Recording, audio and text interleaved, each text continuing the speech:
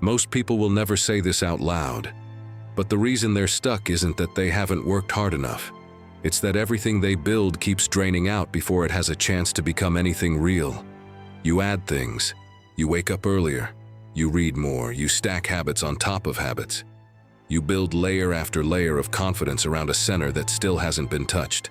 And at the end of the day, you feel like you ran hard and somehow ended up standing in the exact same place you started. That feeling isn't weakness. It isn't laziness. It's what happens when you keep pouring into something that was never sealed in the first place. And if you want to understand why you keep putting in effort and keeping so little of it, stay here. Because what I'm about to go through isn't motivation. It's a diagnosis. And if this channel is new to you, subscribe now. Because what we build here isn't inspiration that disappears by Tuesday. It's a way of seeing the world that actually changes how you move through it. There is one mistake that keeps most people powerless their entire lives. They think power comes from accumulation, more knowledge, more discipline, more skills, more connections, more good habits, more early mornings, more positive self-talk wrapped around a core that is still soft underneath. But that is not how power is built. Power does not begin with what you add. It begins with what you are willing to cut. Because if a container is cracked, everything you pour into it leaks out eventually. Doesn't matter if you pour in ambition or talent or willpower or time. If you are still full of invisible holes on the inside, you will always feel like you are doing a lot and keeping very little. You will learn things and gain no real weight from them. You will work hard and build no real authority from it. You will move fast and still find yourself dragged back into the same mud every few months. That is the feeling of someone draining themselves without knowing it. Not weak because they lack potential. Weak because too many things are bleeding them every single day. And the brutal part is that most of those leaks don't feel like leaks. They feel like personality. They feel like being a good person. They feel like just how you are. That's what makes them dangerous. There are 10 of them. 10 silent ways you have been quietly making yourself cheap. 10 channels through which power has been leaving your life without a single announcement. The first one is over-explaining. You explain too much. You explain because you're afraid of being misunderstood. You explain because you can't stand someone looking at you with doubt in their face. You explain because somewhere underneath it all you want approval. And every single time you do it, you lower your own position without realizing it. When you over-explain a decision, you are telling the other person that your decision is not strong enough to stand on its own. It needs outside agreement to become valid. And the moment you do that, you are no longer the one making the decision. You become the one asking for permission for that decision to exist. Someone asks why you chose this direction, and instead of letting your choice sit there as a fact, you open a courtroom. You submit reasons. You present circumstances. You defend your motives. You try to make everything sound more acceptable. And what happens? They feel entitled to judge. They inspect every sentence, they challenge every word, they push back. And suddenly you are defending something that never needed defending in the first place. That is the moment power leaves your hands. A powerful person doesn't explain everything, not because they're arrogant, because they understand something brutal. The more people believe they are entitled to your explanations, the less free you actually are. The world will always have people who don't understand you, people who don't agree with you, people who want to force you to prove that you are justified.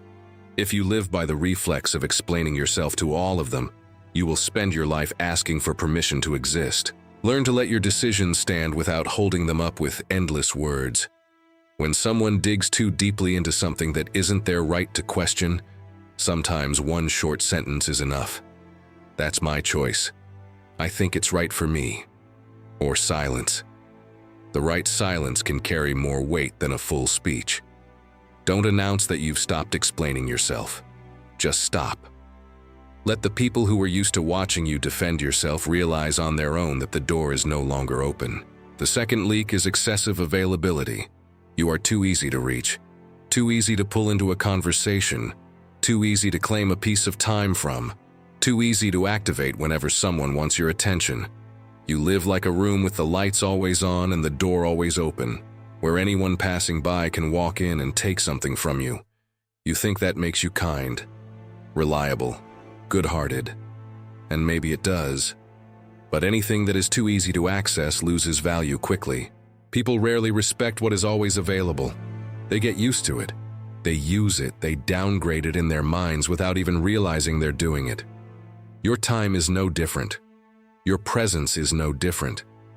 If anyone can get it without effort, without waiting, without passing through any layer of selectivity, then gradually you begin to be felt as a convenience rather than a force. The people who are treated as important are not always the most talented, but they control access to themselves. Not everyone gets a response. Not every invitation is accepted. Not every request is honored. That scarcity creates value. Scarcity doesn't beg for respect, it produces it. You don't need to become cold. You just need to stop living like a public utility. Create a delay between other people's demands and your reactions. Let messages wait. Let invitations sit. Let people feel that your time has structure and walls around it. Don't announce that you're becoming less available. That sounds weak and it reveals too much. Just change your rhythm. And when people can no longer reach you instantly the way they used to, their minds will reprice you on their own. The third leak is visible emotional reaction. This is one of the fastest ways to hand other people control over you. Every time someone says one sentence and your face shows it hit you. Every time someone presses the right nerve and you heat up instantly. Every time a look or a message or a cold silence visibly shifts your mood. Every time you become too excited, too hurt, too angry, too eager, too obvious for the world to see. You are giving away data, and data is power. The more someone knows what moves you, the more they know how to steer you. They don't need to overpower you through force. They only need to pull you away from your center. One hook in the right place and you throw yourself off balance. One deliberate silence and your mind starts spiraling. One hint of rejection and suddenly you're explaining, proving, reacting. At that point, you've already lost. Not because they are stronger than you, because you were too readable. A powerful person is not someone with no emotions. A powerful person is someone who does not allow emotion to rush into battle before the mind arrives. They create a pause, a small space between what happens and how they respond. And inside that space, they take back the right to choose what the world gets to see. That is the difference between prey and a player. Prey reacts. A player chooses the reaction. Let your face betray you less. Let your eyes confess less. Let your emotions pass through the filter of will before they step into the open. You don't need to become stone. You only need to become harder to read. Let the people who used to know exactly which buttons to press begin to wonder whether those buttons still work. If any of this is already hitting something in you, drop a comment below and tell me which of these three you recognize most in yourself. I read them, and the answers might shape what I cover next. The fourth leak is free advice. You are giving away your mind as if it has no price. Someone has a problem and you jump in to solve it. Someone is confused and you organize their thoughts for them. Someone is stuck and you use your clarity to rescue them. You think you're being generous. Maybe you are. But in many cases, you are teaching people that your strategic thinking is something they can access for free. That is one way to make yourself cheap. Not because your thinking lacks value. Because it has value. It cannot be scattered carelessly as a reflex. Some people will take your ideas, use them, and forget you. Some will come to you only when they need clarity and disappear the moment their lives feel easier. Some don't actually want to grow. They only want to borrow your thinking so they don't have to think for themselves. You become a backup brain for people who refuse to take responsibility for their own lives. And meanwhile, your mental energy is drained, and the things that actually deserve your investment are left with nothing. A powerful person is not against sharing. They are selective about where strategic value gets placed. The ability to see the core of a problem is a form of power. And any form of power that is distributed without conditions will eventually lose its weight. From now on, don't rush to solve everyone else's board. Listen more. Let people reveal how serious they actually are. Watch what they've already tried. Watch what they're willing to take responsibility for. If they only want to borrow your clarity so they can feel less confused without changing anything, then your silence is the correct answer. Not everyone who asks deserves the best part of your mind. The fifth leak is relationships kept alive only by habit. There are people in your life who are no longer enemies, but they are not allies either. They are leftovers from an older version of you, a connection preserved by inertia, by memory, by the sentence "we've known each other for so long." And those faded relationships often drain more from you than anything else, because they are rarely bad enough to make you leave decisively, but almost never good enough to make you grow. You leave them feeling heavier, more distracted, slower, pulled back into old conversations, old energy, old thinking. You don't always notice it immediately, but after every encounter, some sharpness has been stripped from you. A life is not destroyed only by major blows. It is also destroyed by steady depletion in places that seem harmless. Look more honestly at your connections. Who leaves you stronger after you part? Who makes you clearer? Who makes you want to act more and talk less? And who pulls you back into fog, drift, wasted energy, and mental softness? Not every relationship needs a dramatic ending. Many of them should end through disciplined withdrawal. Show up less, initiate less, open up less, give less time. No accusations, no speeches, no moral superiority. Just stop watering it. What is no longer fed will die on its own. What is no longer aligned will eventually fall away from your path. That is how people remove what weakens them without leaving a trail of unnecessary wreckage behind them. Now here's the part where I want to be honest with you for a second. Because if you've made it this far, you might be thinking you've already found the answer. Cut the dead weight, control your reactions, stop over-explaining, and things will change. And you're right, partly. Those 5 things will shift something real in your life if you actually do them. But the problem runs deeper than behavior. Because even if you sealed all 5 of those leaks tomorrow, there is something underneath all of them that would slowly crack them back open. Something that is the source of almost every one of them. And if you don't deal with that thing directly, you'll be playing a game of patch and re-leak for the rest of your life. So, let's keep going. The 6th leak is performing your struggle in public. Too many people think that talking about how hard their journey is makes them look more impressive. But in most cases, it only lets others see how strained they actually are. Talk about how busy you are, how exhausted you are, how much pressure you're under, how late you stayed up, how hard you've been grinding. You think you're proving your determination, but what people often see is simply that you are struggling. And someone who is seen as struggling gets placed very differently in the minds of others than someone who is seen as operating under control. Human beings believe appearances more than truth.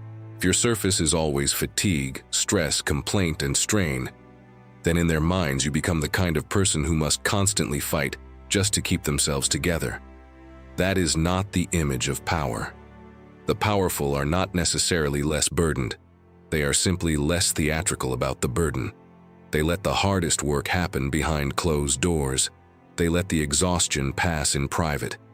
Then they step forward with results. Results always weigh more than stories about effort.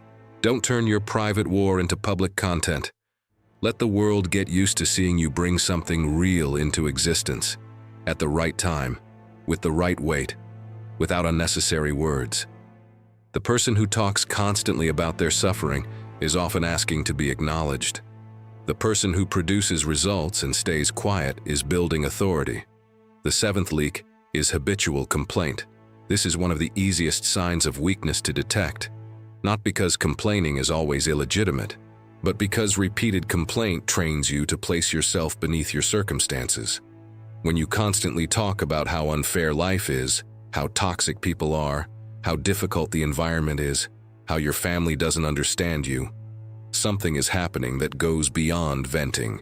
You are conditioning yourself into an identity, the identity of someone things happen to.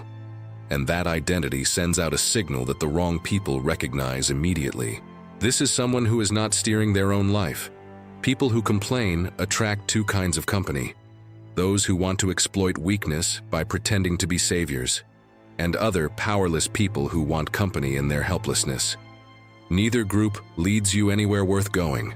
A powerful person doesn't spend much language on what they hate. They either fix it, use it, or leave it. But they don't turn resentment into their main voice. Replace the old question with a colder one. Not why is this happening to me, but what part of this is in my hands, and what will I do with that part? The second question gives you the wheel back. The first one leaves you in the passenger seat of your own life. If you know someone who needs to hear this, share this video with them. Not to call them out, just because sometimes the right words at the right time change the whole direction of a person's year. The eighth leak is negotiable standards. You say you have lines you won't cross, but your lines are softer than you think. Someone crosses a boundary and you let it go. Someone treats you poorly and you soften anyway. Someone pushes a little harder and you move. Someone makes things awkward and you adjust yourself to reduce the tension.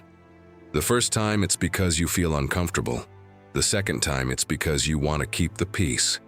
The third time it's because it's not worth making a big deal out of. And little by little, what you call standards turns into chalk on the floor. One hard rain and it's gone. People learn your limits by pressing against them. If they press and you move, they learn that you move. If they beg and you soften, they learn that you soften. If they pressure and you yield, they learn that every principle you have has a price. A person with negotiable standards eventually becomes easy to manipulate for anyone who knows how to apply pressure. Stop building fences. Fences have gates and gaps and exceptions. Build walls. A wall doesn't argue. It doesn't explain itself. It doesn't feel guilty. When someone tries to force you past a line you've set, don't launch into a long justification. Don't open a negotiation about something that should have been clear from the beginning. Just remain where you are. Let them get upset. Let them try again. Then let them discover that you still haven't moved. After a few times, they will stop. Not because they understood your reasons, because they touched the boundary and found there was no room for negotiation there. The ninth leak is information leakage. A lot of people lose not because their opponents are more capable, but because they don't know how to keep their cards hidden. They reveal too much. Their plans, their next move, their private fears, their current conflicts, what they're building, what they're about to try, what they haven't done yet but desperately want to do. They talk because they want encouragement, because saying it out loud feels lighter, because they mistake being heard for being safe. But the moment information leaves your mouth, it no longer belongs to you. It can be distorted as it passes through others. It can reach people who should never have known it. It can be used as leverage against you. It can ruin the element of surprise. It can turn you into a target before you are ready to act. And the worst part is that no one usually betrays you in a way clear enough to point at. Things just become strange, harder, less clean. As if someone always knew one step ahead of you. The person who knows more, reveals less, and conceals more effectively holds the advantage. The person who constantly broadcasts their inner life as a form of connection will always remain transparent. And transparent people are easy to handle. Become more private. Not fake, not paranoid, just private. When someone asks too deeply about what isn't ready to be seen, give them a simple surface. Still figuring it out. Nothing much. We'll see. Don't hand anyone a map into your war room unless they have a role there. The person who has little data on you will have to guess. And the one who has to guess is always below the one who already knows. And if you've been building with this channel for a while, this is a good time to subscribe if you haven't yet. Because what's coming next on this channel goes deeper than this. We're going to get into how silence becomes leverage, how timing becomes power, and how the way you read people before they open their mouth changes everything. Now, the 10th leak, and this one is the root of all the others. The need for approval. This is the biggest hole. This is the mother of every leak on this list. You over-explain because you want approval. You stay too available because you're afraid of being left out. You show your emotions because you want to be understood. You give free advice because you want to feel valuable. You keep dead relationships because you're afraid of being disliked. You display your effort because you want recognition. You complain because you want comfort. You soften your standards because you're afraid to lose people. You reveal too much because you want connection. Look closely at all of that. A lot of what you call personality is really just a strategy for getting validation. You are not living from your center. You are living from other people's reactions to you. Every decision passes through an invisible filter. What will they think? Will they still like me? Will they think I'm cold, too selfish, too different? And from that moment on, you are no longer free. Whoever controls your hunger for approval controls you. All they have to do is give you a little recognition and you soften. Show disappointment and you start adjusting yourself.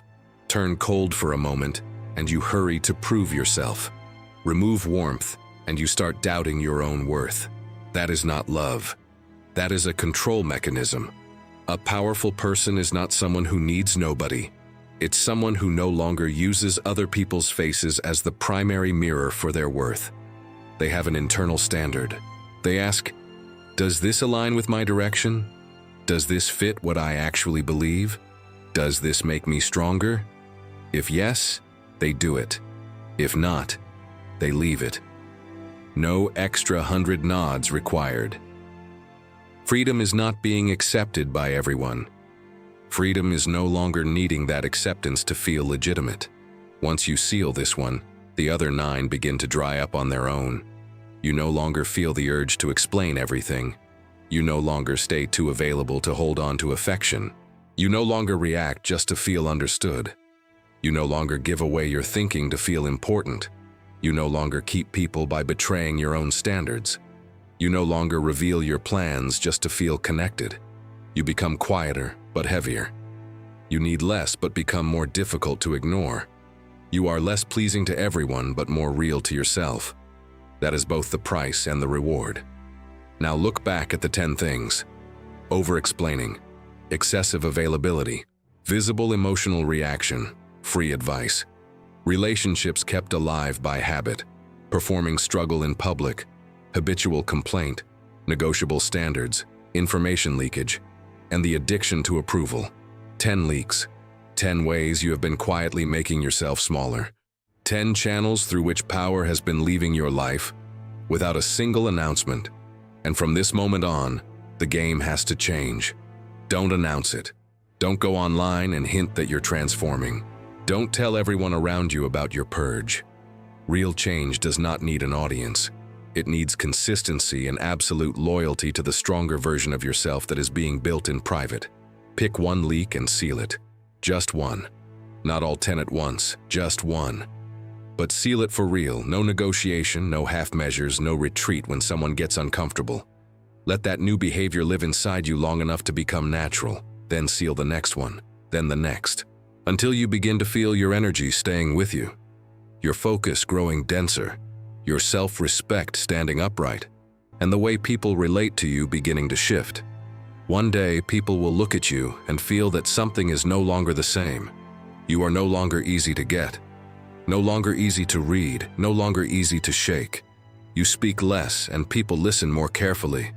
You disappear more, and every time you show up you carry more weight. You no longer send out the same signals and the world begins to treat you differently. That is when you understand a very cold truth. People don't change the way they respect you because you ask them to. They change when they can no longer find the old way to use you. That is where real power begins. Not when you learn one more lesson. When you stop leaking yourself. Let them wonder what happened to you. Let them say you've changed. Let them feel that your silence now weighs more than everything you used to say. Let them run into a wall where there used to be a door. Because the most dangerous kind of power is not the kind that enters the room making noise. It's the kind that arrives so quietly that by the time people realize it's there, every exit has already been closed. So stop asking what else you need to add in order to become powerful. Ask the better question. What will I cut away today so I stop betraying myself? And then do it without making a sound. Which of these 10 leaks do you recognize most in yourself right now? Drop it in the comments. Be honest, because the people who can actually name the thing are the ones who are actually close to fixing it. If you've made it to the end of this video and something shifted, subscribe. Not for me, For the version of yourself that is 12 months from now looking back at the moment things started to change. This channel is for people who are done with comfortable lies and ready to do the harder, quieter work. Every video we put out is another piece of that. And the next one is going to raise a question most people have never thought to ask about themselves. Why do you keep choosing situations where you already know you're going to lose?